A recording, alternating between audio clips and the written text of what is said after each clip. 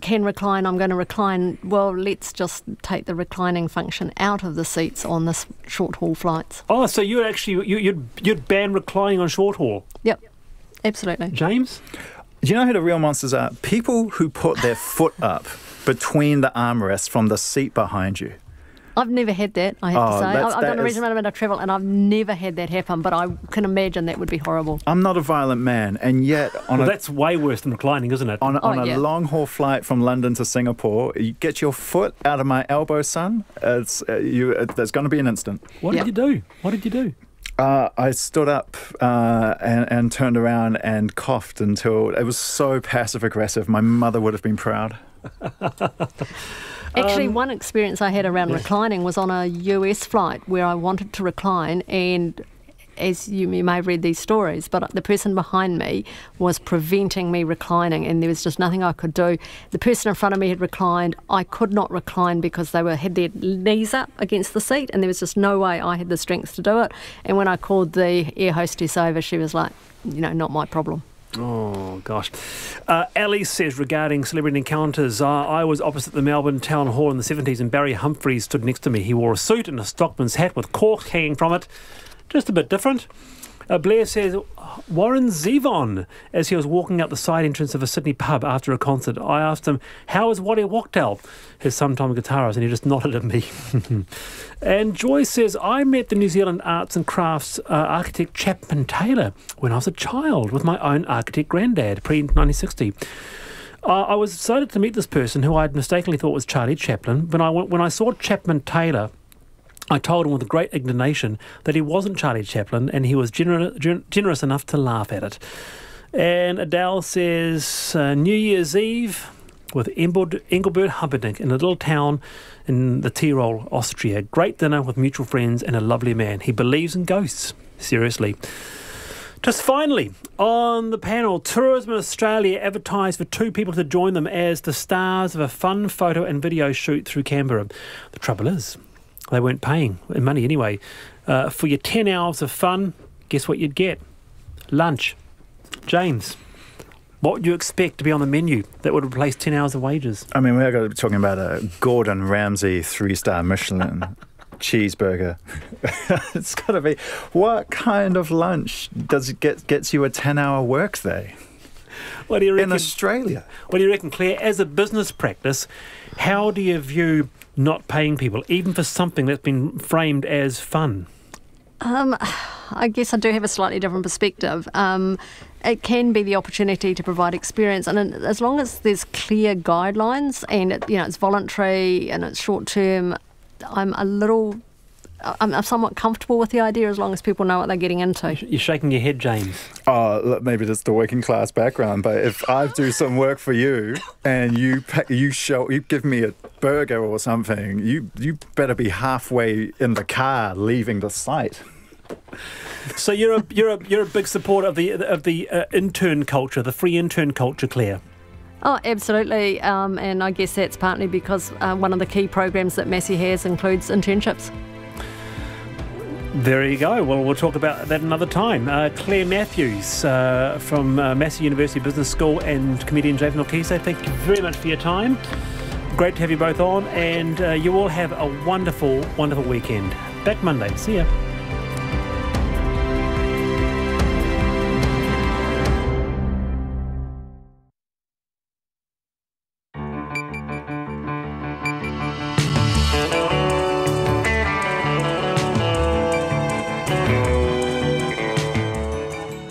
Kei te whakarongo mai koe ki te reo irirangi o Aotearoa. This is Checkpoint on RNZ National. I'm Lisa Owen. On tonight's program, junior doctors announce a record 5-day strike starting at the end of the month. Only Canterbury DHB will dodge the industrial action. On the West Coast, the good news is the Waiho Bridge is about to open. The bad news, Franz Joseph's only childcare centre is about to close. The split in the medical profession over voluntary euthanasia legislation, and Christchurch's multi-million-dollar justice precinct is dogged with problems.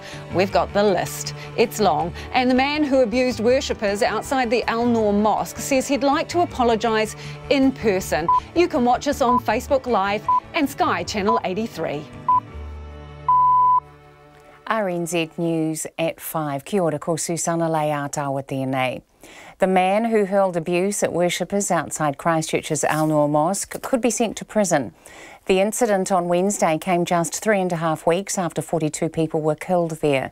In the Christchurch District Court this morning, Daniel Tuapaua pleaded guilty to behaving in an insulting manner likely to cause violence against a person or persons. Judge Bridget McIntosh said in order to provide a deterrent, Tuapaua may be looking at a sentence of imprisonment. His lawyer said he'd gone to the mosque to look at the flowers but blacked out and had no memory of the incident. Outside court, Tuapaua said he was shocked when the police showed him a video of his tirade. Something just changed. I was like, I can't believe that's me. I didn't realise I said that until I saw it on telly, and I was like, oh my God, I can't believe I did that. Daniel Tuapaua. The charge carries a maximum penalty of 3 months prison. The University of Auckland's Vice-Chancellor has dismissed claims of a widespread white supremacist movement there as utter nonsense. RNZ has spoken to several students who say they are so afraid of some of the things they've seen at the university, they're considering dropping out. Matthew Tunison reports. Stuart McCutcheon says there's absolutely no evidence of an increasing problem on campus. He says the university is dealing with 2 separate issues confined to one facility and involving a small group of students. This, he says, is being conflated by social media and the increased sensitivities following last month's terrorist attack in Christchurch. Students say white supremacist graffiti, posters and stickers have appeared around the campus in recent weeks. They say threats to their safety have also been made on social media by students with white supremacist views. Mr. McCutcheon wants to assure students that the university takes complaints seriously. This is Matthew Tunison. Junior doctors plan to strike for 5 days later this month at all district health boards except Canterbury. The Resident Doctors Association announced the result of their latest strike ballot in the past hour. The 5th strike in the deep dispute over proposed changes to their employment agreement will begin on the morning of April 29. The union's senior advocate, David Munro, says it's not about pay. The clawbacks that the DHBs have put on the table, they are showing no sign at this stage of removing. And that's a simple impact that could see a much swifter move to settlement of this long-running dispute. David Munro. District health boards have slammed the planned strike as unnecessary, uncalled for and disproportionate where there's a process underway to find a settlement. The disgraced Wallabies player Israel Folau has turned up at Rugby Australia headquarters in Sydney to reportedly meet with officials after posting a homophobic message on social media yesterday, which has left his career in tatters. Rugby Australia has said it intends sacking Folau for posting a photo to Instagram that listed homosexuals as one of 8 groups that would go to hell.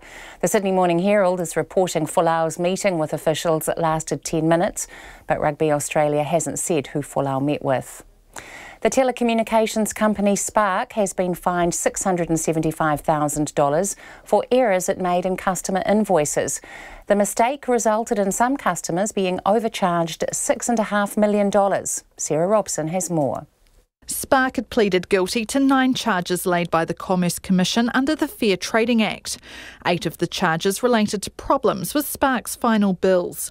The company's condition said charges would stop 30 days after customers gave notice. But bills sent to 72,000 customers included charges for services beyond that. The other charge related to a misleading promotional letter offering a $100 credit if people signed up for a Spark broadband plan. Customers thought they got the credit if they signed up online, but in fact they needed to call Spark.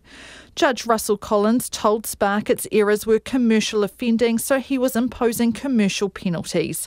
Ko Sarah Robson, Aho. A union that called out Chorus for exploiting workers years ago wants the company to apologise to its subcontractors. An independent report has found that the telecommunications lines company was complicit in exploiting migrant workers who are rolling out its ultra-fast broadband network. The report says the company doesn't have enough oversight of its subcontractors and the board ignored concerns that were raised 3 years ago. Chorus says it hasn't thought about apologising to the workers affected. A representative of the workers, or for the workers from Etu Union, Joe Gallagher, says that's not good enough. If you have to say that you hadn't thought about it, then really you're not making any genuine attempt to make an apology.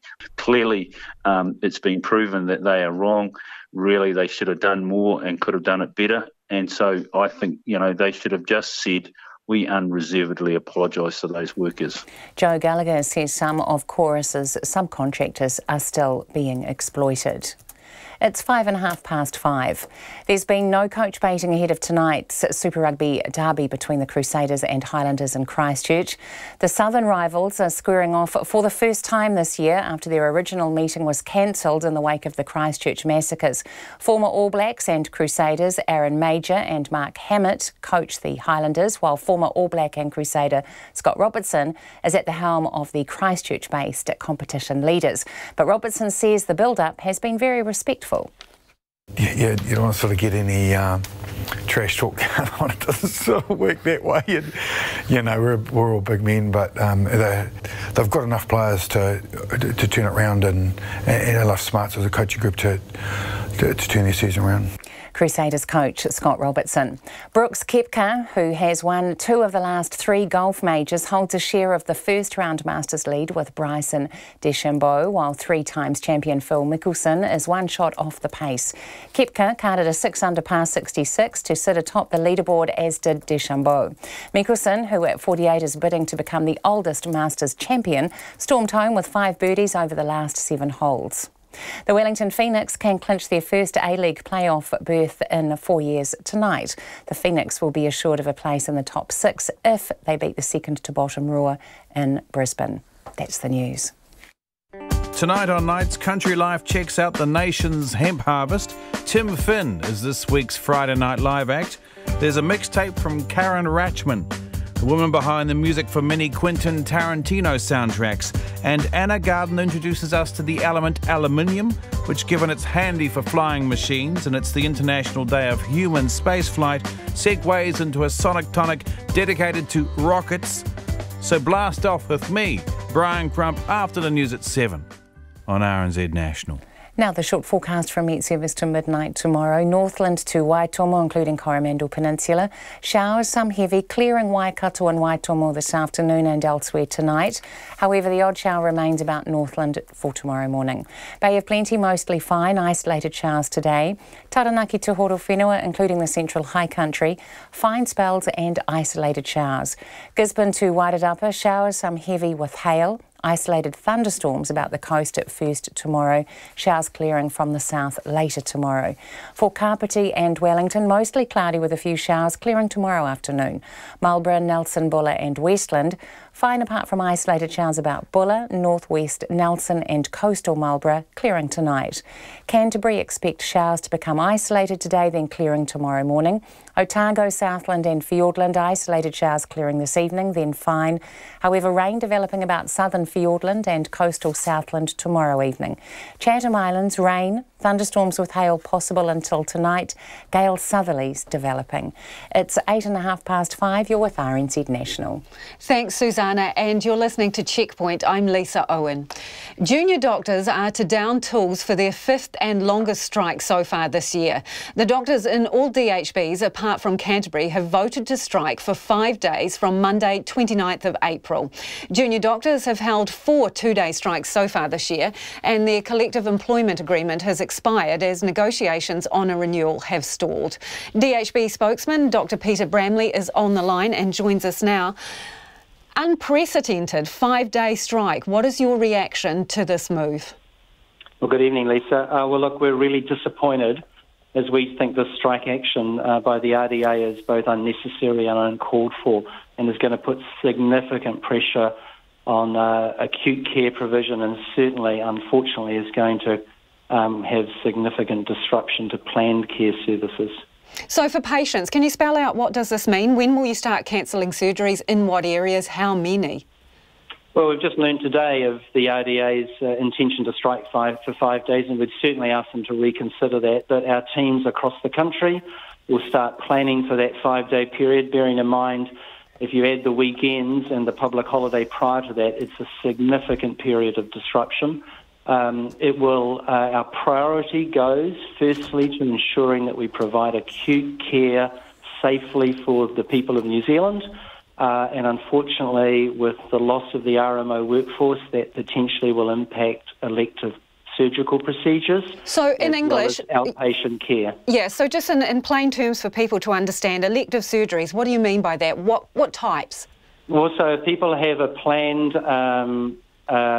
hip replacement or knee replacement or a planned cataract procedure, potentially those procedures might be deferred because of the priority to ensure that we can provide safe acute care provision. What about some cancer treatments? Well, cancer treatments, we would prioritise, our clinical teams will prioritise all activity in terms of priority care, and for some cancer patients, that care can't be delayed or deferred, so that would be the priority to keep that going. But there is going to be significant disruption on 5 days across the New Zealand health system. I know you say it's just been confirmed today, but I'm sure you would have been considering your options given that this was a possibility. So ballpark, what kind of numbers are we talking for cancellations? We don't know that as yet, and our teams will advise the early part of the week. But to be fair, on Friday we put a generous offer, an unconditional offer for settlement on the table with the RDA and asked them to present that to their members for consideration. And we've also supported going to the Employment Relations Authority for urgent facilitation. We're still talking. We still think we can constructively work our way through this, and that's why we're really disappointed that the RDA has now called for a 5-day strike action period. Did they put that offer before their members? We don't know. The information I've had to date is that I'm not convinced that all of the members have seen that offer. And we would certainly ask the RDA to present that offer, but also to reconsider this action. The priority has to be, firstly, safe patient care, and we believe we can resolve this constructively by continuing to talk. What makes you think that they haven't put it before their members? Well, I've not personally had any indication that that's gone to all of the RMO members across the country, but it would be great if the RDA can confirm that.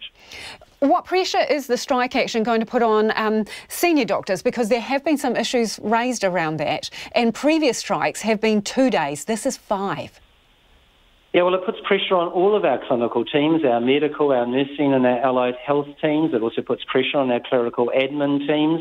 But certainly this will require, and we're being really appreciative of our senior medical workforce stepping up to ensure safe care is provided through that 5-day period.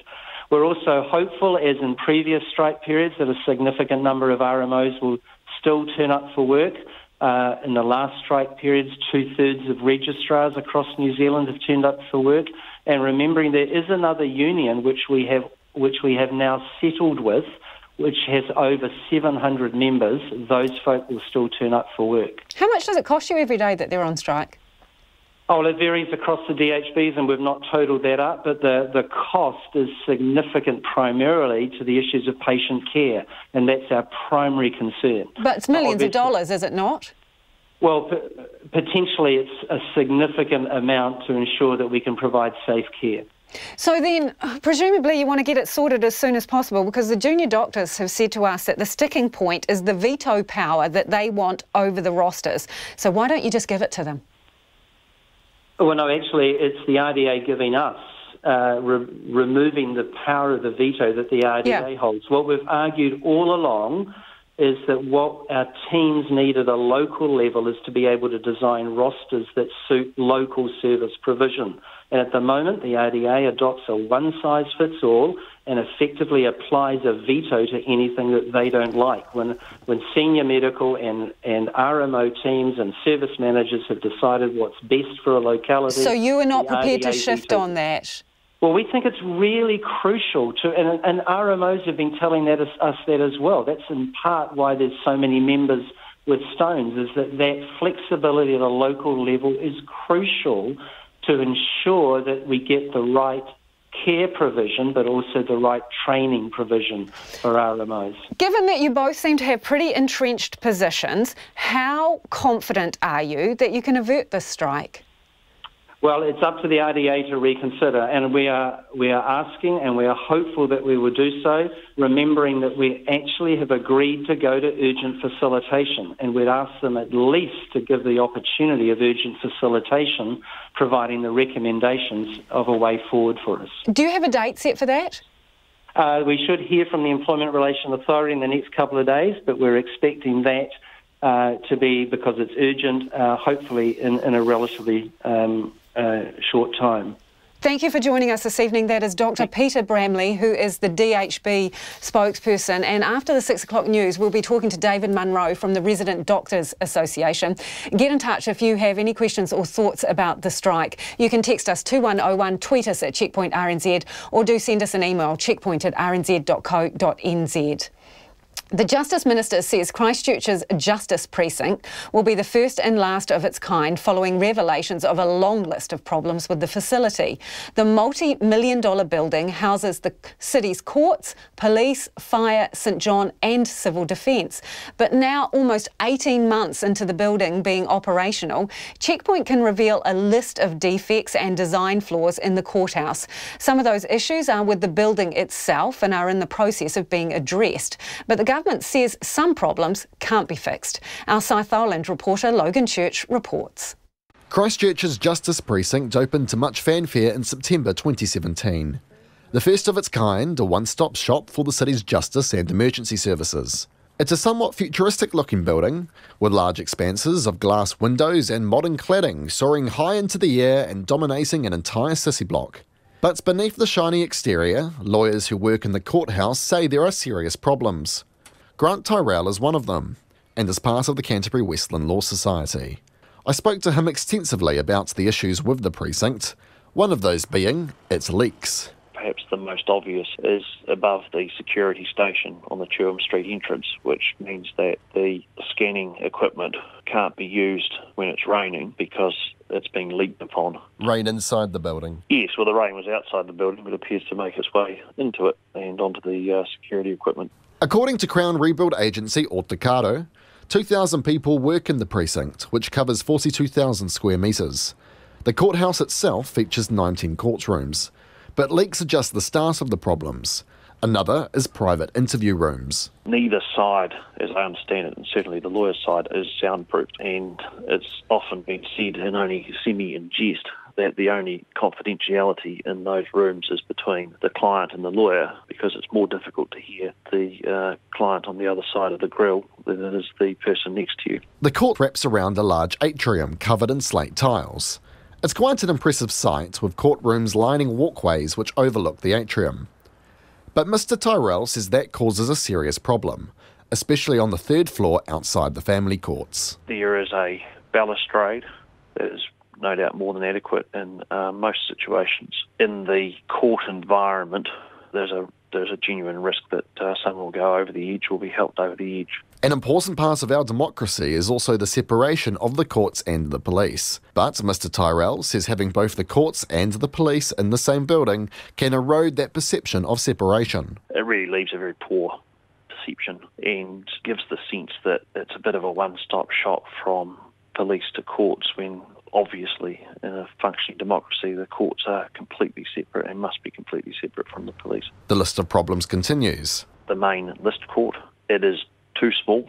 First call of high-profile matters, that gets pretty full and becomes harder to manage. And immediately outside of the list court, there is very small cell facilities. I think there's 2. Regardless of all of the problems, Grant Tyrrell thinks this building is a step up from the old courts on Durham Street. It's a far nicer building. There's a lot of external interview rooms around the courts. It's a modern, airy building. There's facilities, there's space for external providers. We contacted the Ministry of Justice about all this. An interview request was declined. However, their media team did send through a 509-word statement, which they said could be attributed to Chief Operating Officer Carl Crafer. On the balustrades, Mr. Crafer says they exceed the building code's recommended height by 30 centimetres. They also say that there is no furniture up against them which would allow a leverage point. In terms of courtroom size, they say they are similar to other courtrooms throughout New Zealand, and security staff are always available for high-profile appearances. On the leaks, they confirmed that leaks are a problem and Fletchers are continuing to investigate and conduct tests. On the non-private, private interview rooms, they say final sound testing is underway. The Ministry of Justice also maintains that the judiciary are housed in the precinct in a way which ensures its constitutional independence from the police. But Justice Minister Andrew Little isn't convinced. The perception, at least, is that somehow the police and the courts are one and the same thing.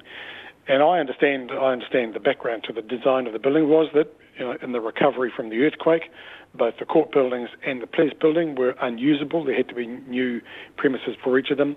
Someone had the bright idea of banging it all together because, they were part of administering justice, and that's what happened. And notwithstanding the advice I've had that there was extensive consultation, nevertheless, I think that is an inappropriate arrangement. Mr Little confirms that Fletchers had a lengthy list of defects to fix. He says he will not build another precinct like this in another city should the opportunity arise. It has been raised with me in a different city in the country since I've been the Minister of Justice, having a building that combines those two functions, and I have been very clear, not on my watch.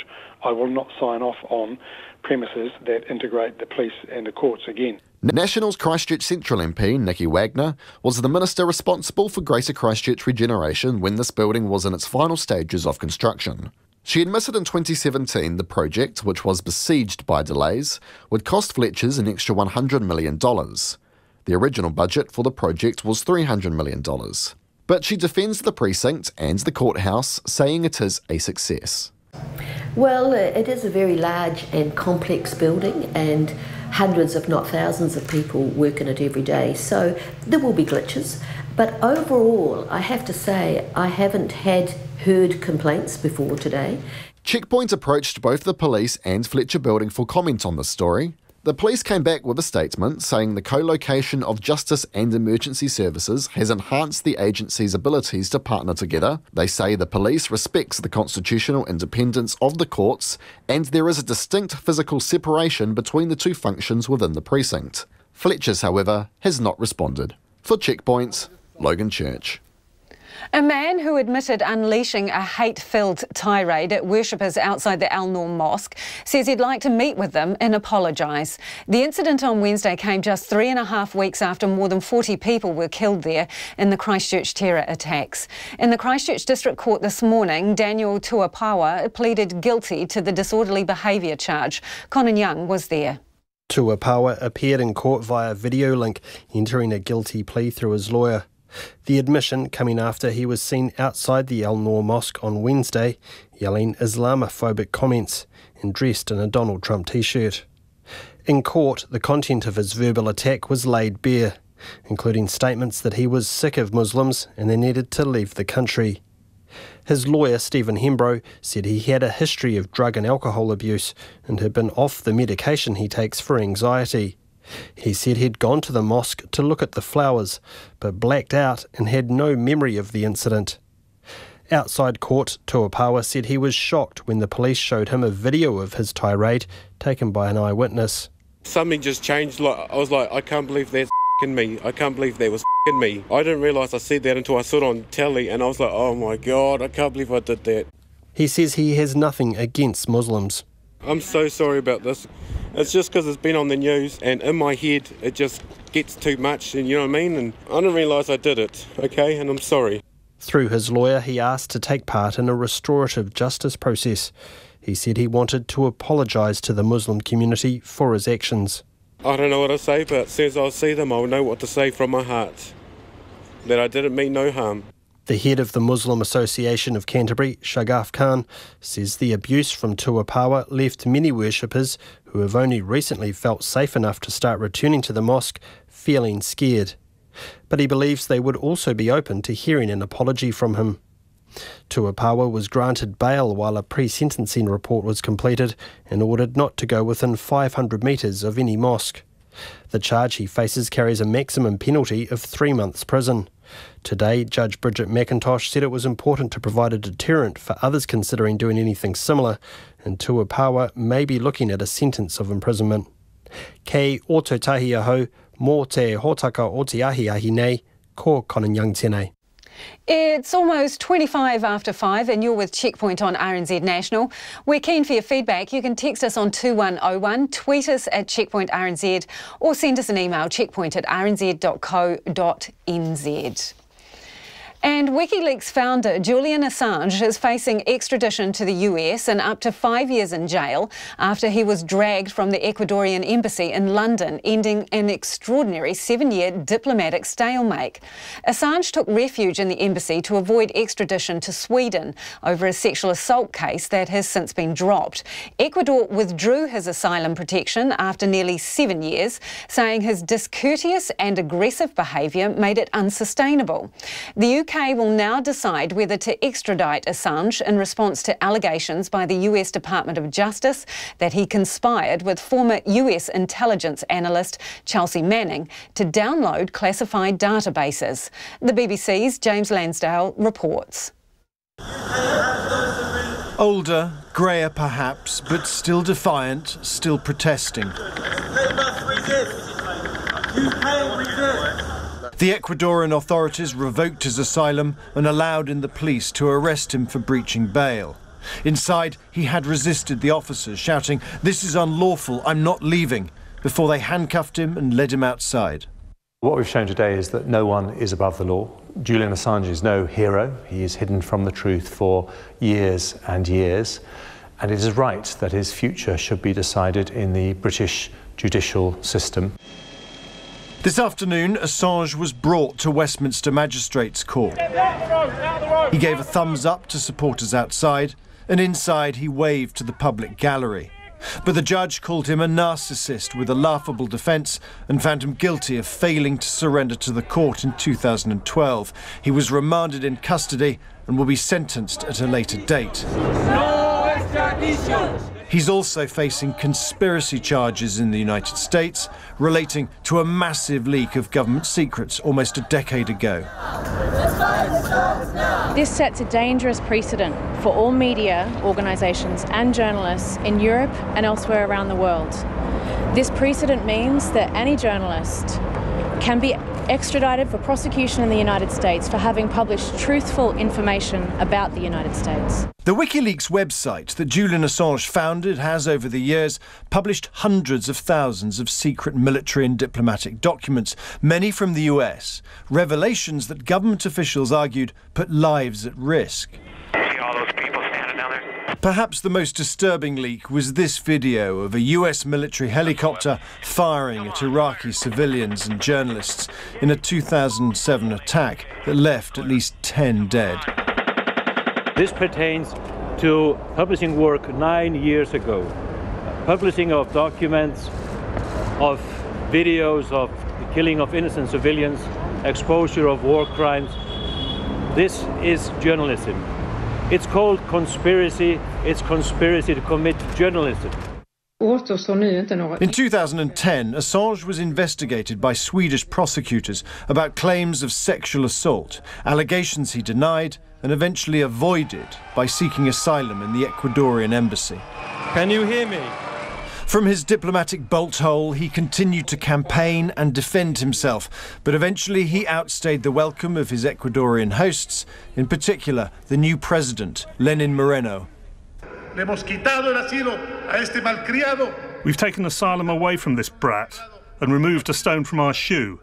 In the future, we'll give asylum to people who deserve it, and not to miserable hackers whose only intention is to destabilise governments. To some, Julian Assange is a champion of free speech. To others, a dangerous conspiracy theorist. Either way, after almost 7 years in that building, he's now at least facing justice. This evening, after Assange left court by a back entrance, the Labour leader, Jeremy Corbyn, said he should not be extradited. For now, the former guest of Ecuador is facing a new life of confinement, initially at least, at the pleasure of Her Majesty's government. James Landale in London. The union that represents some migrant workers who are rolling out Chorus ultra-fast broadband network is concerned they are still vulnerable to exploitation. An independent report has found the telecommunications lines company didn't do enough to prevent the workers from the risk of exploitation. Chorus was ticked off by authorities last year as investigations found 1 in 3 of its subcontractors were possibly breaching labour laws. Business reporter Madison Reedy has the story. The ultra-fast broadband network is one of the largest internet infrastructure projects this country's ever seen. Chorus has awarded $700 million worth of contracts to 2 companies, UCG and Vision Stream, who were tasked with rolling it out. They then passed on the work to 360 subcontracted firms. As the rollout ramped up to meet demand for fibre broadband, so too did the number of workers needed. The companies largely relied on migrants, with well over half the workforce made up of people working on temporary work visas. Chorus's chief executive, Kate McKenzie, says at that time in the project, it never considered the risk of how those workers would be treated. There was a discussion back in 2016, which was actually pointed at how are we going to find enough workers to do all the work that we've got, because demand is increasing at a faster rate than was predicted, and there was a shortage of supply. So I think you would say at that point in time it was recognised that migrant labour was going to be one of the sources of labour, but that was not taken further. The report found that concerns about the quality of the rollout were raised to the Chorus board back in 2016, but they ignored it. So does the company think it should apologise to the workers? No, we haven't, but we've had lots of discussions with those migrant workers and very committed to making sure that the people who are employing them are doing the right thing by them and doing everything we can to ensure that they feel comfortable and safe speaking up. Are you going to issue an apology to them? It's not something I've thought about at this stage. The government's Labour Inspectorate has now taken various levels of action against 42 of the subcontractors used by Chorus. Some of their workers have been shifted to other subcontractors. But an ETU union representative for the workers, Joe Gallagher, believes some are still being exploited. I'm going to see a guy on Monday night who's been treated poorly, not being paid properly, and he's got commitments back in the Philippines and the like.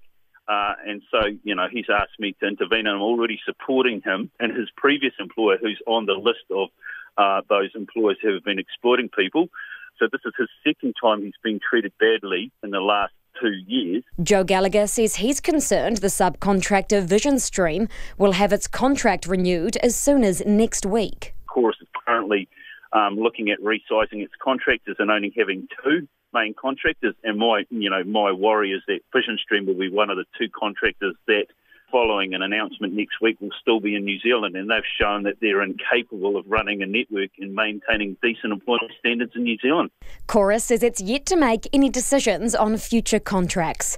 One of the report's authors, Doug Martin, says the government is interested in its findings as it tries to tackle the issue of migrant exploitation in many sectors. However, Mr Martin says it's a tricky issue to tackle. There's not a huge amount of evidence of people doing much about it, I'd have to say. That would be my overall conclusion. The other thing is that it is difficult. So there are a few examples, both nationally and internationally, of companies that have successfully dealt with the risk of migrant exploitation. Doug Martin says he's pleased with Chorus's response to his findings, and he's confident it'll pick up and run with his recommendations, which include taking more accountability and increasing support for workers. That support should involve a single platform where workers feel safe to report non-compliance and where Chorus and its service companies are held to account for the labour practices in its supply chain. For Checkpoint, call Madison Reedy, TNA.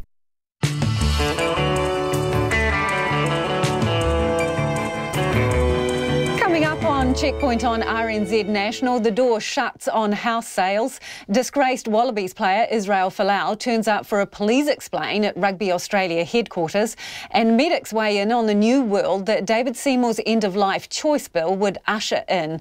As always, we would love to hear from you about anything you've heard on the program. Text us on 2101. You can tweet us at Checkpoint RNZ, or you can email us at checkpoint@rnz.co.nz. But let's go to the headlines now. The man who hurled abuse at worshippers outside Christchurch's Al Noor Mosque could be sent to prison. Daniel Tuapaua appeared in court today after Wednesday's verbal tirade against Muslims outside the mosque, where 42 people were gunned down last month. In court, he pleaded guilty to behaving in an insulting manner likely to cause violence against a person or persons that carries a maximum penalty of 3 months imprisonment. Junior doctors plan to strike for 5 days later this month at all district health boards except Canterbury. The Resident Doctors Association announced the result of their latest strike ballot this afternoon. The strike stems from a dispute over proposed changes to the doctors' employment agreement. Meanwhile, the DHB spokesman, Dr Peter Bramley, has told Checkpoint a generous offer to doctors is currently on the table, and he's disappointed in the planned strike action. He says it's uncalled for and disproportionate when there's a process underway to find a settlement. A union that called out Chorus for exploiting workers years ago and wants the company to apologise to its subcontractors. A report has found that the company was complicit in exploiting migrant workers rolling out its ultra-fast broadband network. Chorus has been told it doesn't have enough oversight of its subcontractors and ignored concerns raised 3 years ago. Meanwhile, the telecommunications company Spark has been fined $675,000 for errors it made in customer invoices. The mistake resulted in some customers being overcharged a total of $6.5 million. The Wallabies fullback Israel Folau has refused to address questions about his future, despite Rugby Australia saying he'll be sacked if he can't offer a good reason for a social media post saying gay people would go to hell if they did not repent. The multi-million-dollar contract Folau signed in February looks certain to be torn up unless he can convince rugby chiefs of compelling mitigating factors for sharing the post. Those are the headlines. Our next news and weather update is at 6. Thanks, Susanna. You're listening to Checkpoint. I'm Lisa Owen and Nona Peltier has joined me in the studio for business news. Nona, what's going on with house sales? Yeah, they're down quite a lot. I mean, for example, in Auckland, they were down just 18%. It's more than 18%. So that's just the volume of sales, not prices necessarily, although prices were weaker in Auckland as well. Overall, prices across the country were up a little bit. But some places even had some record high prices. But finding a house to buy, that's a different story. Overall, I think the prices were sales altogether were down about 12%, 12.9%, actually 13%. So, and that was right across the country.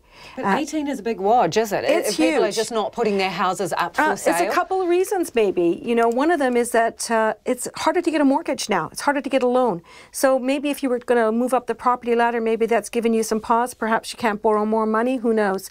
And the other thing is the capital gains tax proposals that are sitting there undecided. People are like, oh, should I sell? So is it investors that are hanging on, thinking maybe they should sell now or wait till later, see what happens?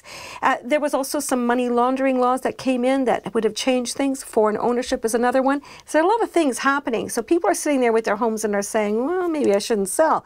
On the other hand, in Auckland, we've seen prices stabilize around $850,000 as a median price. Now, that's been the case for about 3 years now. So that could be where we found the sweet spot for Auckland. We'll have to wait and see. These numbers tend to change. Some people would think that is the sour spot. No, well, $850K. I don't own a house in Auckland, I can't say. But, you know, at least it seems to have stabilized. So if people are looking to buy in Auckland and you can afford an $850,000 house, doesn't mean you'll be able to buy one since people aren't selling anyway. Interesting. Retail spending is also looking a little soft too. Yes, people are spending money, but on things that they need, like fuel and groceries, or perhaps a dinner out occasionally. The things they don't necessarily need, these are discretionary items they're holding back on. So spending overall dropped in February using retail, like cards. So that's not all retail spending. That's just from the cards. So those numbers we don't have quite yet, the final ones. But look, 0.3% down in March, and that compared with an increase in February of 2%. So these are not staggeringly large numbers anyway.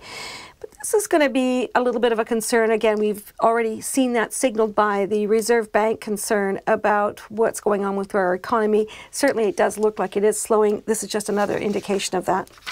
And markets today. Interesting. Okay, we had a story about Chorus just before by my colleague Madison there. Chorus's share price rose 5 cents on that news to $6.03. That's interesting because our market barely rose overall. It was only up 2 points to 9,768. And that's really, again, uncertainty around trade and that sort of thing weighing on the market.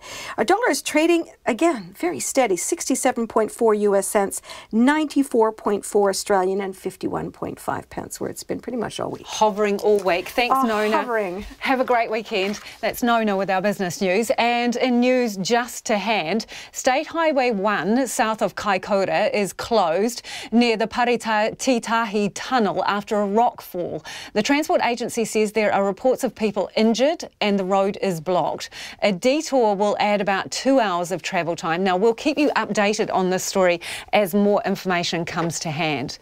Doctors and nurses say they're preparing for a whole new world if David Seymour's end-of-life choice bill is passed through Parliament. While some are disappointed the conditions of the bill may be narrowed to get passed, others warn that even voluntary euthanasia would change the doctor-patient relationship for the worse. But supporters argue there are enough doctors who do back it, and that number could grow over time. Alex Perrottet reports. A 2017 New Zealand Medical Journal survey found 37% of doctors either strongly or mostly agreed to what it called assisted dying, while a much greater number of nurses, 67%, fell into the same categories. Specialist Dr Rod McLeod, who wrote New Zealand's National Strategy for Palliative Care, is against euthanasia and says physical pain can mostly be managed, and he's never seen someone writhing in pain as they die. In 30 years, I haven't met anybody whose pain couldn't be altered. I couldn't tell you that the physical pain was taken away completely from everybody. That would be unrealistic. But we can certainly minimise the pain or change the nature of the pain. Dr McLeod is still trying to get funding for a rapid onset short-term painkiller for a small number of people, but there are many other types of suffering that can't be helped with a painkiller. He's one of 984 doctors who've put their name to the Doctors Say No webpage. But the former president of the Voluntary Euthanasia Society, Dr Jack Havel, says that's not a very big number out of all of New Zealand's doctors. He's now formed his own group, Doctors Say Yes, but he's only got 17 signatures. He says that might be small, but it's enough. Yes, 15% of doctors in one survey we did would, and we've done a survey on that, but it'll be a lot more later on. Dr Havel says he's disappointed that the bill may be narrowed to exclude those with a grievous and irremediable medical condition for political reasons. It'd be a very great pity if that is taken out of the bill, because it does involve quite a few people who suffer enormously. An example would be severe respiratory disease. The New Zealand Nurses Organisation's Kerry Nuku says it's taking a pragmatic approach and expects euthanasia to become legal at some stage, and it wants its nurses to be ready to face requests. And should the consumer choose to want to use this end-of-life choice, then the nurses have to be prepared to support them. And if that compromises your ethical, professional, religious values, then you have the right to remove yourself, just as you do currently within the abortion legislation. But Kerry Nuku says nurses need more recognition, and the bill is limited in acknowledging the role that they play at the bedside and in communicating to families. One emergency nurse who didn't want to be named says she witnessed one patient suffocate to death and says she wished she had the legal ability to intervene. But many other palliative nurses were against euthanasia, and they're upset that the nurses' organisation is taking such a liberal view. One says it's dangerous territory and there's a real risk of coercion. You do have to be incredibly careful with regard to putting this sort of thing into legislation. I think the fact that we've got huge populations like our frail elderly, we've got a huge cultural diversity in New Zealand, and the risk of people being pushed into these kind of decisions is something that we have to be very careful of. Dr Karen Powell is a palliative doctor based in Napier and says the move will completely fracture the medical system. She's concerned the doctors administering the lethal injections won't know the patients well. She says the doctor-patient relationship is crucial, and the bill doesn't explain how euthanasia doctors will be able to judge what's in the patient's best interest. I've had conversations with people who are scared of dying and want some reassurance that you'll be there at the end, but they're not necessarily saying, hey, look, I want you to actually give me a lethal injection. It's more like, I want to know that I can die pain-free with my family around me peacefully and drift off. Carol Cord is a stage 4 cancer patient who was told she didn't have long to live and could have been eligible under the proposed law. She says she probably would have chosen euthanasia, but she rallied, and 7 years later, she's more circumspect. I'd hate to have to make that decision. I really, really would. I'd hate to be a doctor who had to make that decision too. I mean, it's one thing to turn off life support systems and things like that, or to not revive a person, but to actually have to make that decision would be just dreadful. Carol says the thing that kept her going was surrounding herself with people who had positive messages. But Dr. Jack Habel says he's got no qualms with taking the decision. The bill allows for the patient to self-administer or a doctor to give a lethal dose or an injection, and he says the latter is easiest. Some people may prefer to take it themselves, but if it was me, I would go for an injection. Usually through a drip line, and that's sure and safe. But Dr. Rod McLeod says there's many more doctors who are not just afraid of giving a lethal injection, but even talking about death with patients. He says that's a problem that must be addressed. I know that the students that we see at the hospice come for less than a whole day out of their 6 years. One of the things that I've tried to do is to increase the amount of time in the curriculum so that students are exposed to death and dying all of the time, so that they're not frightened of it. Dr. McLeod says there needs to be better education and conversations for all, no matter what happens in Parliament when the bill is debated during its second reading. For Checkpoint, Alex Perrottet. Franz Josef and Fox Glacier locals will be heaving a sigh of relief tomorrow when the Waiho Bridge finally reopens. The bridge on State Highway 6 was swept away by floodwaters 17 days ago. Its closure is estimated to have cost the West Coast economy $3 million a day. Our reporter Katie Todd and cameraman Stan McFerrier are in Franz Josef.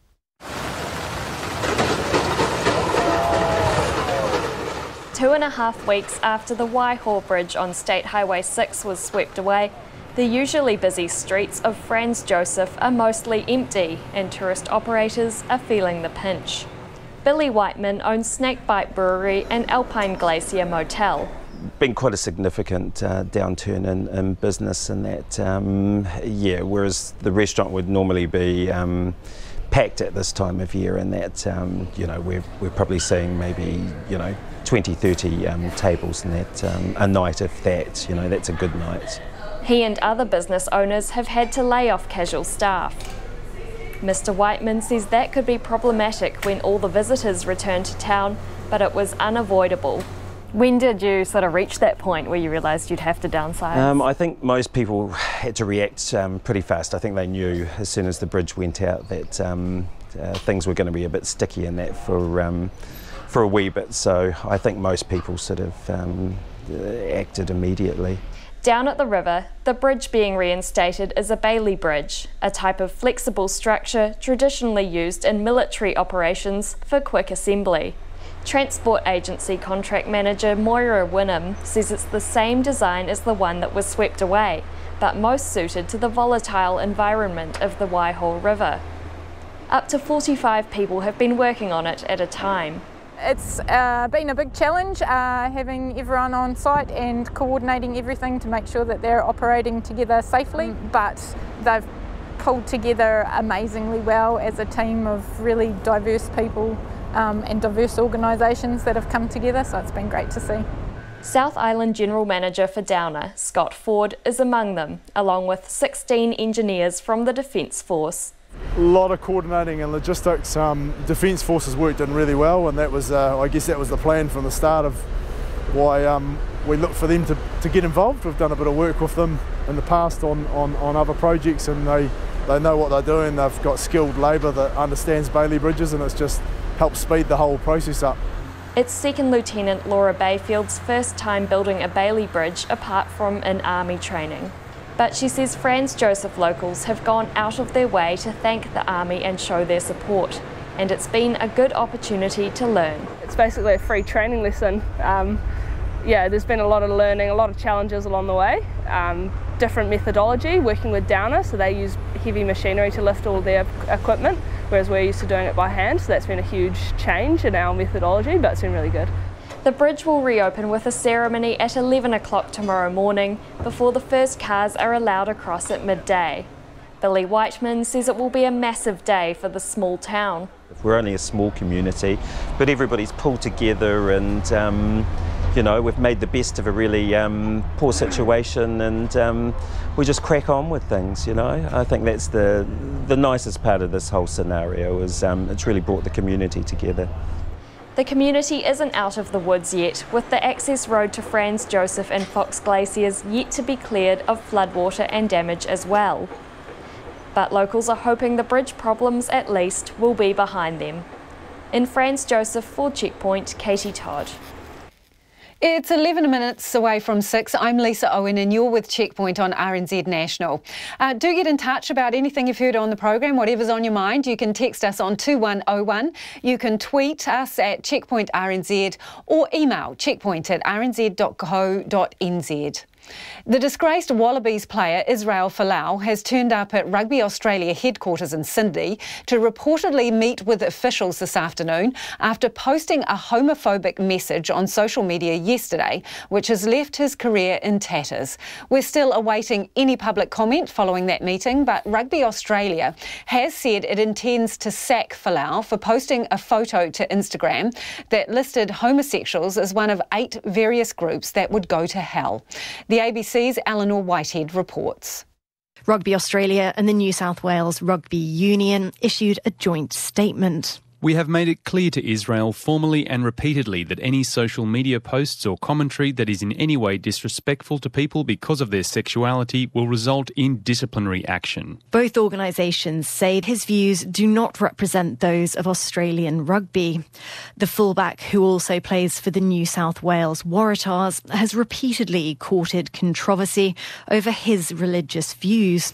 Preaching recently at his local church, he claimed that people who celebrate Christmas and Easter are heathens. When it comes to the period around December 25th, the world celebrates Christmas. Again, that's another tradition that is man-made. And we always have to go back to what the Bible says. His fall has quickly garnered international attention. Japanese rugby captain Michael Leach.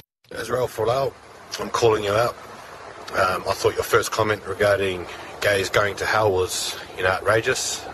But this latest post is, this is out the gate. Mr. Folau recently became the highest try scorer in Super Rugby history and is the Wallabies' all-time 4th highest scorer. A World Cup is just 5 months away, and former Wallaby Mark Gerard told Fox Sports News that Australia will feel his loss. It'll definitely leave a big hole. But I'm sure the playing group and some individuals who come into that space will fill that space. Probably not to the capabilities or the expectations of Izzy Folau. But then again, I personally believe that the team will actually gel and galvanise stronger together, potentially without him there. The Australian Rugby League Commission has shot down suggestions that Mr. Folau might find a new home with NRL, with Chairman Peter Beattie saying he fails its inclusiveness culture. But former Wallaby and Fox Sports rugby commentator Tim Horan believes the fullback might have other options. Maybe he's got something in his back pocket in the south of France or in Japan post-Rugby World Cup that he wanted to get out of a 4-year deal with Australian rugby. Maybe someone's contacted him from Japanese rugby saying, after the Rugby World Cup, we're happy to take you on board for 3 years and pay you $2 million a year. And that was former Wallaby Tim Horan ending that report from Eleanor Whitehead. Parents in Franz Josef will be left in the lurch when the town's only early childcare centre is forced to close its doors in a few months' time. The not-for-profit Kids First Kindy caters for about 30 preschoolers, but it's losing $100,000 a year. And despite the government offering a one-off special funding grant, it can't afford to keep running. A letter Kids First sent to parents says it's a great shame that early childhood education funding models do not support towns like Franz Josef with more grants to attract and support staff to remote and rural locations. The nearest kindy will be a 3-hour return trip to Hokitika. Viv Ruth of Kids First says it was a difficult decision that will be devastating for parents. It is problematic for early childhood services to operate. You notice that there is very seldom you'll see the big private providers, the large chains opening in small rural and isolated areas because it isn't a place that they can always guarantee returns. Numbers of children are obviously limited. You haven't got a huge turnover of people. It's limited by the size of the community. And obviously we are funded via the government per child, and if the children aren't there, then we don't get that funding. But the major thing for us on the West Coast has been staffing. Attracting people to a rural and isolated area is not easy. We've got a national teacher shortage anyway, and it has meant that we've had to do things like putting additional staffing in at our own cost in order to cover for sickness and so on, because there's no relievers, because we work only with fully qualified teachers. It means that we can only do so much, and that can only go on for so long. What is it going to mean for working parents in that area? Because there is no other centre. Oh, absolutely, and we're and that's why Kids First went there in the first place.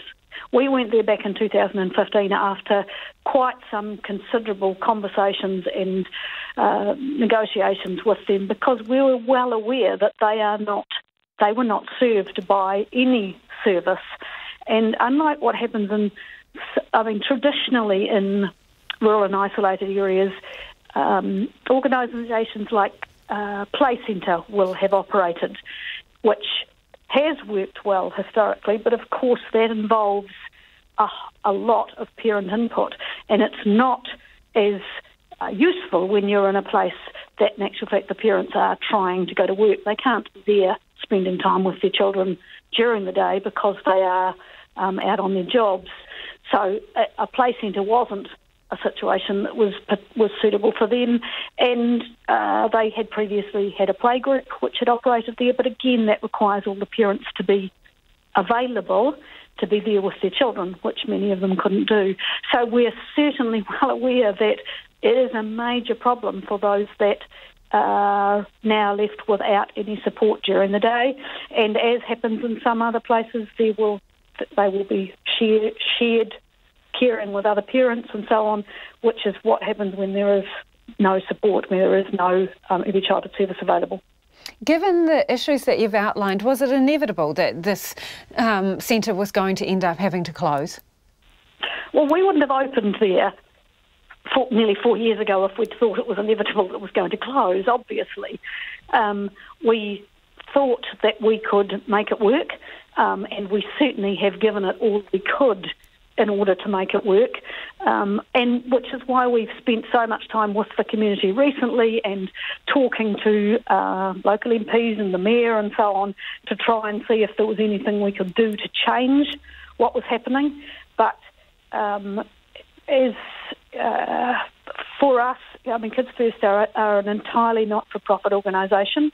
Because we are committed to ensuring the best quality services for children, we do cross-subsidise. We do a lot of cross-subsidising between services that are, in fact, bringing in enough government funding that we can subsidise others that are not. Because we certainly want to make sure that we are in places that children need us, but we can only do it for a certain length of time when it doesn't appear that we're going to become sustainable. And it seemed over the past 4 years that we were just unable to make that work, mainly because of that staffing issue.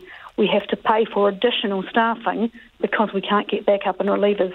So when you've got a teacher sick, we can't operate. Well, given, Viv, that you talked to local politicians and you were dealing with the ministry, who let you down in the end? I'm not saying that any of them let us down. I'm saying that there isn't specific rural and isolated policy for education. Unlike for schools, there's no incentives to attract teachers to rural areas in early childhood. There's no accommodation that is available for teachers in schools in rural areas. So in the absence of any specific policy to support rural and isolated areas, it is incredibly difficult for organisations like ourselves to try and operate there.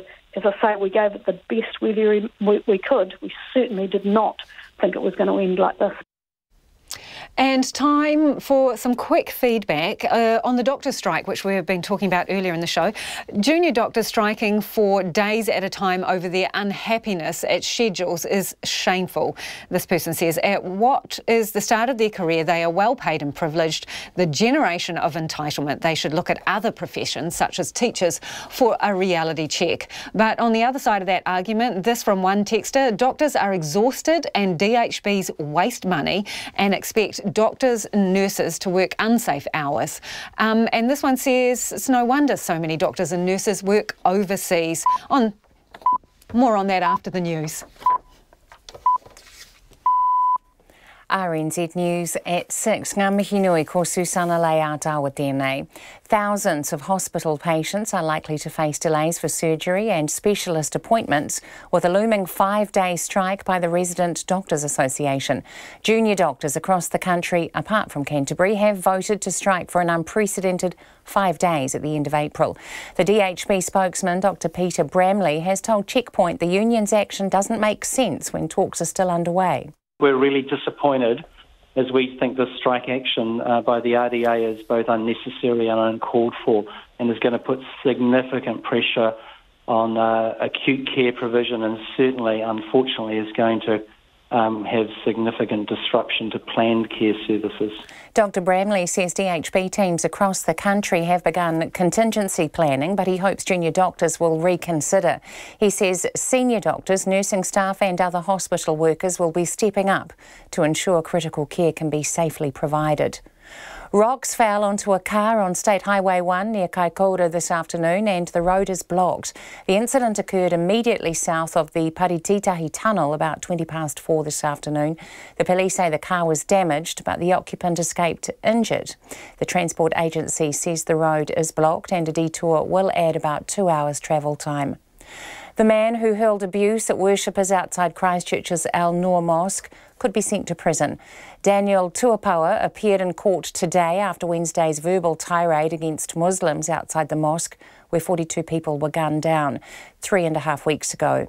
The court, he pleaded guilty in court to behaving in an insulting manner likely to cause violence against a person or persons, a charge that carries a maximum penalty of 3 months prison. Judge Bridget McIntosh said in order to provide a deterrent, Tuapaua may be looking at prison. His lawyer said he'd gone to the mosque to look at the flowers but blacked out and had no memory of the incident. Outside court, Tuapaua said he was shocked when the police showed him a video of his tirade.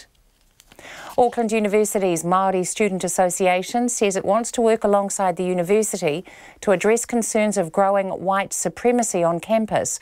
Some students are so afraid of an increasing presence of a white supremacist culture at the university, they're considering dropping out.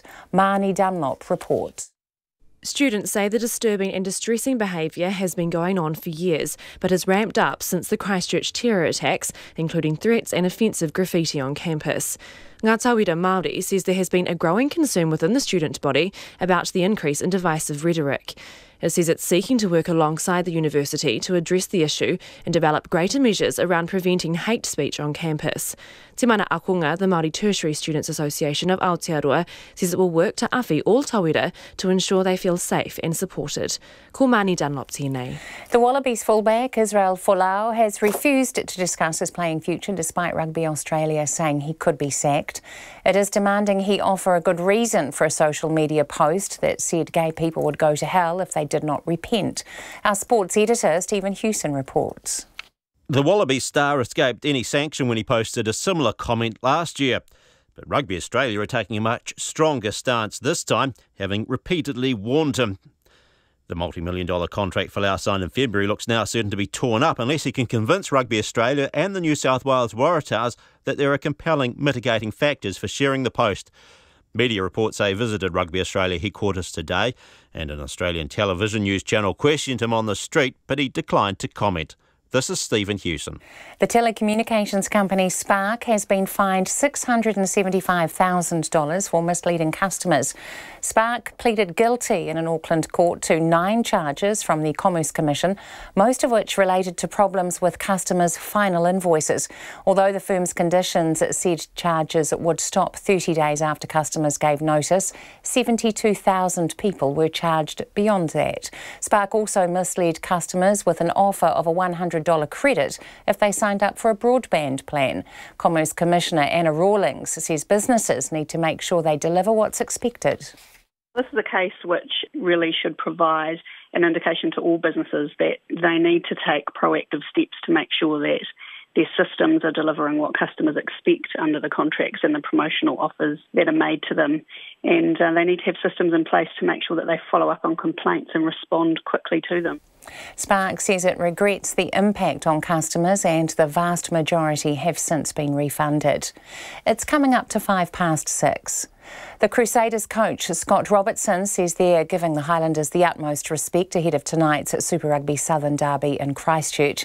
The defending champions have lost just one match this season, while in contrast the Highlanders are coming off 4 consecutive defeats. The two sides are squaring off for the first time this year after their original match was cancelled in the wake of the Christchurch massacre. Robertson says they know if they're not on their game, the Highlanders are capable of an upset. The 3-time major winner Brooks Koepka and fellow American Bryson DeChambeau share the lead after the opening round of the Masters in Augusta. Koepka shot a bogey-free 66, while DeChambeau, who hit the pin with his second shot to the last, tapped in for a birdie to almost score 6 under. 3-time champion Phil Mickelson is third at 5 under, while 14-time major winner Tiger Woods reminded everyone of his former glory as he posted a 2 under par 74 strokes off the lead. 3-time major winner Brooks Koepka lamented things didn't quite go his way on the front 9. Shot myself down a couple times. Momentum really wasn't there, but on the back 9, making birdie on 12 and 13 really got me jump started. Unfortunately made bogey on 14, but didn't stop my momentum. Brooks Koepka. The Wellington Phoenix can clinch their first A-League playoff berth in 4 years tonight. The Phoenix will be assured of a place in the top 6 if they beat the second-to-bottom Roar in Brisbane. That's the news. Tomorrow morning, celebrating the art of Gretchen Albrecht and reimagining the Neanderthals thanks to paleoanthropologist Ella Al-Shamahi. And German writer Jenny Erpenbeck looks at how Berlin, a city which itself has a history of contested territory and arbitrary borders, deals with refugees. Join me, Kim Hill, tomorrow morning from 8 on RNZ National. Now the short forecast from Met Service to midnight tomorrow. Northland to Waitomo, including Coromandel Peninsula. Showers, some heavy, clearing by tonight. However, the odd shower remains about Northland tomorrow morning. Bay of Plenty, mostly fine, isolated showers today. Taranaki through to Horowhenua, including the central high country, fine spells and isolated showers. Gisborne to Wairarapa, showers, some heavy with hail. Isolated thunderstorms about the coast at first tomorrow. Showers clearing from the south later tomorrow. Kapiti and Wellington, mostly cloudy with a few showers clearing tomorrow afternoon. Marlborough, Nelson, Buller and Westland. Fine apart from isolated showers about Buller, northwest Nelson and coastal Marlborough. Clearing tonight. Canterbury, showers becoming isolated today, then clearing tomorrow morning. Otago, Southland and Fiordland, isolated showers clearing this evening, then fine. However, rain developing about southern Fiordland and coastal Southland tomorrow evening. Chatham Islands, rain. Thunderstorms with hail possible until tonight. Gale southerlies developing. It's moments away from 8 minutes past 6. You're with RNZ National. Thanks, Susanna, and you're listening to Checkpoint. I'm Lisa Owen. Junior doctors plan to strike for 5 days later this month at all district health boards except Canterbury. The Resident Doctors Association announced the result of their latest ballot late this afternoon, and the strike will begin on the morning of Monday, April 29th. It will be the 5th time union members have walked off the job over proposed changes to their employment agreement. The union spokesman, David Munro, joins me now. Good evening, Mr. Munro. What do you need to make this strike go away? We need a settlement, and it's only a settlement that can prevent the strike, I'm afraid, Lisa. And what specifically? Well, a settlement is going to require the DHBs to move from the position they've been intransigent about since the 7th of March. They put a proposal to us then that was quite a setback on progress that we've been making, and they haven't moved from that since. So, at the point that they can start to leap into the territory of compromise, we might see ourselves getting to a settlement. The problem is that they have clawbacks to remove a range of clauses in the collective agreement that have been there for a very long time, some of them since the agreement first came into being. And our view is that they're necessary clauses. They've worked well in the past. They continue to work well. They don't need to be clawed back in the way that the DHBs are seeking. Dr. Peter Bramley was on the program earlier, and he said that he's not sure that you presented the latest offer to all your members. Did you? Yes, we did, and you may have just received a press release about that because we saw that the DHBs had implied that we hadn't. The full offer was sent to members at 6:30 on the evening of the 5th of April, which was when we were at mediation. And with that in their hands, they have voted overwhelmingly to go on strike at the end of April. What was the vote? The votes have been high turnout and a thorough majority each and every time. And frankly, so what do you consider a thorough majority? 60%, 70%, for? Give me a ballpark. North of those figures on every occasion on a high turnout. OK, so the DHBs also say that the 5-day strike is not necessary, it's uncalled for and disproportionate. Why 5 days? Well, the RMOs have already been on strike for 8 days on 4 separate 48-hour strikes, as you know. And that doesn't seem to have had the impact. It hasn't changed the DHB's mind. And the RMOs are very determined about that. Their instructions to us were, we need to escalate this. We need to get the DHBs to move. Frankly, what about you moving, though? Because you talk about them having to dive into compromise. What about some compromise on your side? Well, that's exactly what we did prior to the 7th of March. We've offered a proposal whereby there can be an independent reviewer reviews a proposal of this disagreement between the parties and can then make a recommendation. And we've been acknowledging the view of the DHBs is the CE needs to make final decisions. We understand they run their hospitals, they're accountable to the public, etc. for that. And so the proposal we put was that there'd be a recommendation from an independent reviewer that we'd agreed upon would review a proposal, and the CE would then have the option to either agree to the proposal or to leave it as the status quo. Unfortunately, the DHBs want the CEs to then be able to say, not accepting the recommendation, not going to the status quo, here's a new proposal and I'm the CE and I want to... Right, so basically you maintain that you have compromised enough, but there is a request for urgent facilitation which came from the union. There's not a date for that yet as I understand it. So why strike before you have that? And contrary to what the DHBs put out in the press release, which has got a number of inaccuracies in it, not just the fact that we've put the position out to our members, we haven't yet been granted facilitation. And the DHBs have not been making that at all easy. They have been opposing it up until the 11th hour.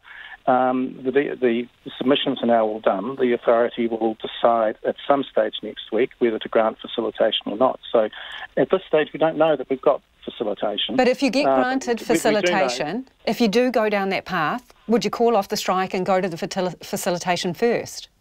The only thing that will call off the strike is a settlement. What about all the patients? Because there's going to be thousands, aren't they, that are going to miss out on surgery. Some of them would have been in the queue for some time, and this is going to be devastating for them. What about them? That's what I was saying. It's gutting for them, and it's gutting for the RMOs. I mean, the members of our union didn't become doctors to spend all their time going on strike. They became doctors to treat people, to contribute to the world and make it a better place. And so taking this sort of strike action is frankly gut-wrenching. We're we're fortunate that the jurisdiction means that there will be life-preserving services, and we're immensely grateful to the ongoing support from medical colleagues in all the professions. This is, as you say, it's hard on patients, it's hard on our members because they don't want to take strike action, and it's especially hard on the senior doctors who have to step up and fill in the gaps. Okay. So, yeah, Lisa, it's hard all round, and we have been compromised in the negotiations, and it's time that the DHB steps into that territory so that we can get to a settlement. Appreciate your time this evening. That's David Munro, who's the Senior Advocate for the Resident Doctors Association. The Westland Mayor says his district isn't getting its fair share of the Provincial Growth Fund, and it needs it now, following the collapse of the Waihao Bridge earlier this month. The crucial link between Fox Glacier and Franz Josef has been out of action since the bridge was swept away by raging floodwaters. The replacement bridge is due to open tomorrow morning. But Bruce Smith says the outage has created a huge financial strain on the community. There's been between 2 and 3 million a day lost. Look, I can tell you when the bridge went out, everyone's cash flow stopped. Anyone who was in the tourism sector. There were hundreds and hundreds of cancellations for accommodation. The cafes become empty. We've actually got used to standing in a queue, sometimes as many as 3 people for our coffee, and that stopped immediately. So every tourist operator, every helicopter operator, all impacted very badly. Any of them going to go to the wire over this? There will be some who will be financially stretched. Will they go to the wire? Not if we can help it, but some of them are very, very stretched. So how can you help them? And is there any plan to try and claw back that money that your district has missed out on while this bridge has been down? We've been focused pretty much on ensuring that the businesses are aware that if they have business interruption insurance, that this event was a civil, it was a disaster, and therefore they're able to claim against their business interruption policies. If their property is damaged by rain and floods within a certain number of metres of the property, it's EQC. We have had government ministers down. Have we had any success on funding? Probably not at this stage, no. Did you ask for it? We've asked for assistance for the people of Southside. We were given a fairly emphatic no, because if we do that, it'll create an issue throughout New Zealand. Becomes a precedent, and that's something they're very concerned about. Who told you that specifically?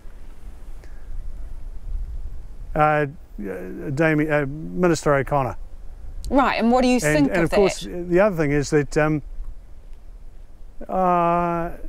well, I don't want to get into bagging government ministers. I want to do the best I can for the people of Westland. We have been informed to put back into the Provincial Growth Fund our application for funding for doing a development plan for Friends. It was recently turned down by the fund. It's now available again, or at least we've been asked to put it in. We put in an application to the Tourism Infrastructure Fund for generator plants, standby plants for Haast, Fox Friends. That was turned down. We've now been asked to put that back in. I mean, there's a silver lining to every event, isn't there? Have they told you that they'll look on those applications favourably?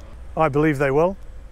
Have you had the nudge and wink? They haven't said they will, but I believe they will. We've been asked to do it, we've done it, and we'll look forward to a favourable response, because the only reason we put them in was that we actually need it. And you know, if you look at Franz Josef here and the revenue that it generates, my estimate is there'll be over $40 million of GST every year that goes into the government kitties from Franz Josef. Very important part of what we do. Hey, on the topic of the Provincial Growth Fund, obviously Shane Jones has put a lot of money into, the north of New Zealand, and as you say, your application previously turned down. You'd been asked to throw your hat back in again. Are you getting a fair chunk of the pie there? I'm not sure if we're getting a fair chunk. Look, there's a lot of money gone into the dock budget. a lot of money gone into the KiwiRail budget. Outside of that, there's lots of talk, and we're very hopeful that we'll have some successful outcomes over the next 6 months. At the moment, it's not something that I could say has been an outstanding success, no. So these 2 applications, if you get those, is that a win, or do you want more, and how much more? Well, that's a win. That's absolutely a win. And look, we have an application going in for a Pounamu trail, which goes all the way up the coast. We're looking for, you know, when the Provincial Growth Fund was set up, we were informed that we were a surge region, and that we, along with 3 other regions, would be pretty much treated equally. I'd like to be able to say at the end of all this that that's what's happened. At the moment, we're dragging the chain considerably. So, do you feel that all those surge regions are being treated equally? For our area, quite clearly not. And, you know, I can't say much about the rest. I mean, Northland is doing very well. Are you not enough of a squeaky wheel, Bruce? Because you're saying there you don't think that you have, well, got your fair share of the pie. Northland's getting more of the Provincial Growth Fund. You've been denied an application. They've asked you to throw it in again. Do you need to kick up a bit, mate? Oh, we're pretty laid back on the coast, and we do, we accept the fact that this particular fund is a moving target. The rules have changed considerably all the way through. And we're hoping that that we will be treated in the way that we were originally told. 1 of 4 surge regions, pretty much going to get a quarter of the cake. So looking forward to that quarter, and don't want to be greedy, just want to be treated fairly. And that is Westland Mayor Bruce Smith there. Large crowds have remained on the streets of the Sudanese capital, Khartoum, ignoring a nighttime curfew declared by the country's new military council. Longtime President Omar al-Bashir was overthrown and arrested yesterday after months of street protests. But demonstrators say the military council is part of the same regime, and a new standoff has raised fears of a violent confrontation between protesters and the army. There is also a real danger that different elements of the security forces and militia could turn their guns on each other. Demonstrators remain on the streets, angry at what they've called an unacceptable coup and calling for military leaders to hand over power to civilians. The BBC's Fergal Keane has this report. The revolution isn't over, it simply has a new enemy. The new boss, a general linked to past atrocities, declaring the old boss, President Bashir, had been overthrown. I announced that the former head of the regime has been removed and is in a safe place. I announced the formation of a transitional military council that will manage the matters during the period of 2 years. With a few words, he was deposed. In an age when civil society is challenging leaders across Africa, the president had seemed unmovable. Omar al-Bashir came to power in a military coup in 1989 and survived for 30 years through cunning and brutality. He was a master manipulator of his own party's factions. An indictment for genocide in Darfur in 2010 wasn't enough to force his departure. He was a pariah in the West, but still welcomed in Africa and the Middle East. But a spiralling economic crisis last year awakened decades of resentment and created this people's revolution. In Khartoum, his face was vanishing. And for a generation which has known nothing but Bashir's rule, euphoria is understandable. To see Bashir stepping down is enough for us. Oh, our young people, this is such a big joy. The protest will go on until the Sudanese people are assured that their revolution will not be stolen from them.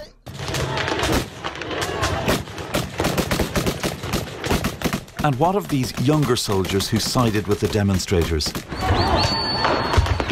Firing on a building where they believed Bashir loyalists were preparing an attack. Will they accept that the old guard hijacks the revolution? The fractures here are deep and dangerous. Most of those people have been part and parcel of all the maladies of the Sudanese people, economical, social, freedom, law and order and everything. It is just like an old wine in new bottles. Sudan doesn't fit into an easy political template. Military rulers, yes, but a civil society that's sophisticated, organised, with mass popular support. And which tonight is defying the army curfew. They will do so until the people or the generals win the fight for Sudan. Fergal Keane reporting. Now to the Clutha district in Otago, where farmers are struggling with ongoing dry conditions. Last month was the second hottest March since records began, and Balclutha had less than 30% of its usual rainfall for the month.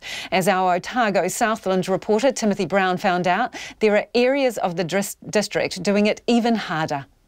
We've been feeding out a wee bit of baleage and a few nuts just to flush the ewes a bit, but there probably are other farmers that are slightly worse situation than us. Everybody's looking for a bit of feed. They've probably been for the last 3 or 4 weeks. That's Nigel Homer, a typically understated cocky in the rural Clutha district.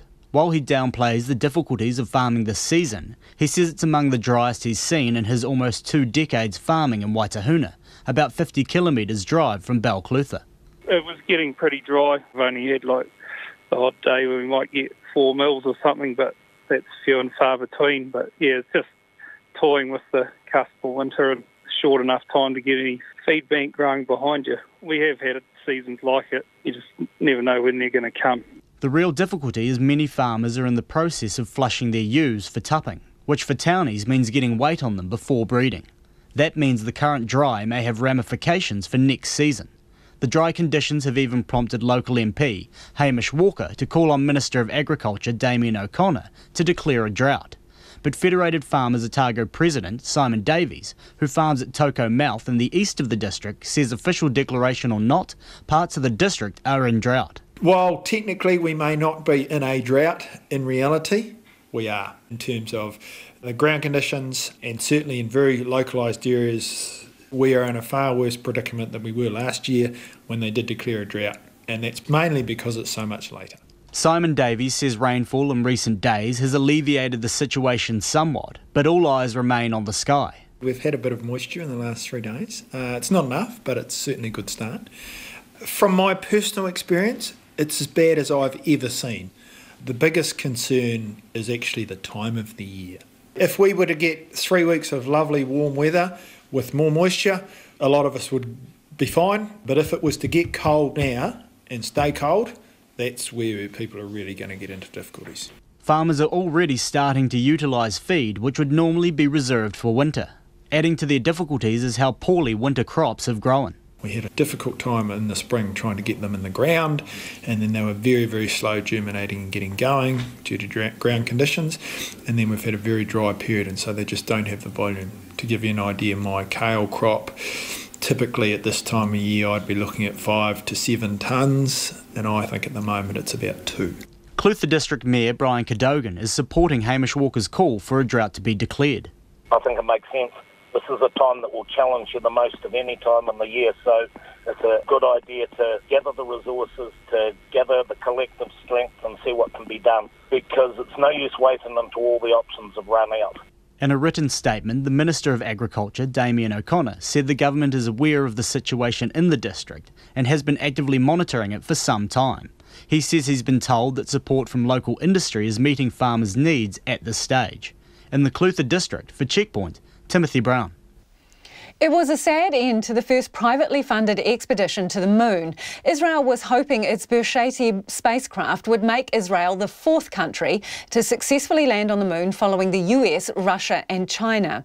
Beresheity, which is Hebrew for in the beginning, was a joint project between a privately funded Israeli non-profit organisation and Israel Aerospace Industries.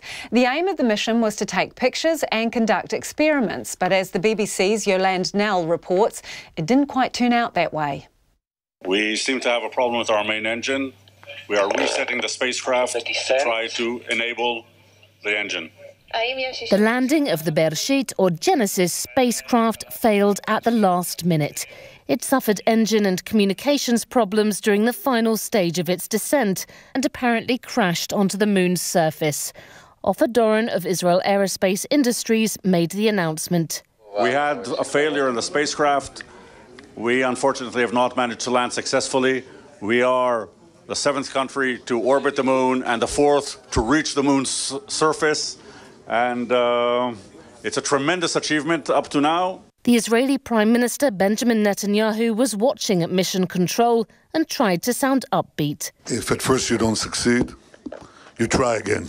The small car-sized craft had travelled through space for 7 weeks, moving in a series of expanding orbits around Earth before switching to orbit around the moon last week.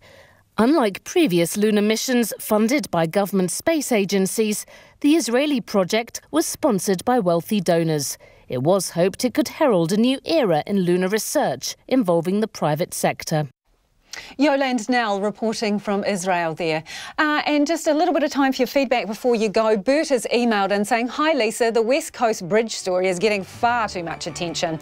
All towns are still accessible and are not isolated in only 2 weeks. How long was it that Kaikoura was completely isolated? Puts it all in perspective, doesn't it?" He says, "Happy weekend." He also says, "You have a great weekend too, Bert. Thank you for getting in touch." On the resident doctors' strike, this person says, "What do the resident doctors actually want?" The rep didn't specifically say, did he? And we really appreciate you joining us this week. That's all we've got time for. We will catch you again on Monday. Have a great weekend. RNZ News headlines at 6:30. Thousands of hospital patients are likely to face delays for surgery and specialist appointments with a looming 5-day strike by the Resident Doctors Association. State Highway 1 south of Kaikoura is blocked tonight by a rockfall that came down on a car this afternoon. The man who hurled abuse at worshippers outside Christchurch's Al Noor Mosque wants to apologise to Muslim worshippers after his court appearance today. The telecommunications company Spark has been fined $675,000 for misleading customers after 72,000 people were wrongly charged for services, and requests for Otago's Clutha area to be declared a drought have been backed up by the district's mayor, Brian Cadogan. Those are the headlines. Our next news at 7. Take the pulse of the day's news every weeknight at 10. I mean, this is the beginning of the end because people have been on the streets for 4 months, right? Wanting Bashir to go away. And now